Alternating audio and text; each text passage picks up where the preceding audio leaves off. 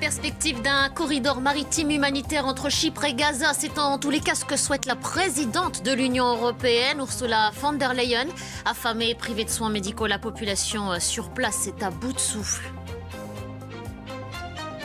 Le sceau de la République s'élance ce jour un long combat pour la liberté. Les mots d'Emmanuel Macron, le chef de l'État, a aussi appelé à inscrire l'IVG, l'interruption volontaire de grossesse, dans la charte des droits fondamentaux de l'Union européenne.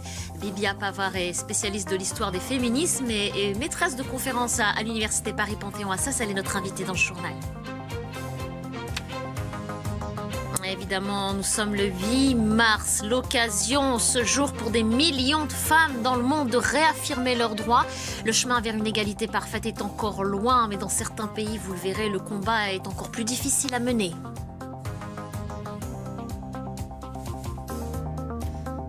Bonjour à tous, ravi de vous retrouver sur France 24.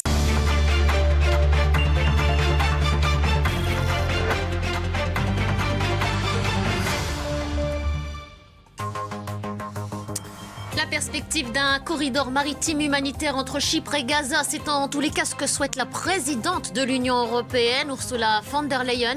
Affamée et privée de soins médicaux, la population sur place est à bout de souffle. Le sceau de la République s'élance ce jour un long combat pour la liberté. Les mots d'Emmanuel Macron, le chef de l'État, a aussi appelé à inscrire l'IVG, l'interruption volontaire de grossesse, dans la charte des droits fondamentaux de l'Union européenne. Bibia Pavard est spécialiste de l'histoire des féminismes et maîtresse de conférence à l'université Paris-Panthéon-Assas. Elle est notre invitée dans le journal. Évidemment, nous sommes le 8 mars, l'occasion ce jour pour des millions de femmes dans le monde de réaffirmer leurs droits.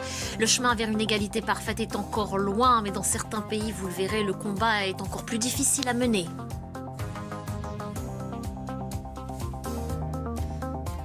Bonjour à tous, ravi de vous retrouver sur France 24. Merci à vous de votre attention, c'est la fin de ce journal.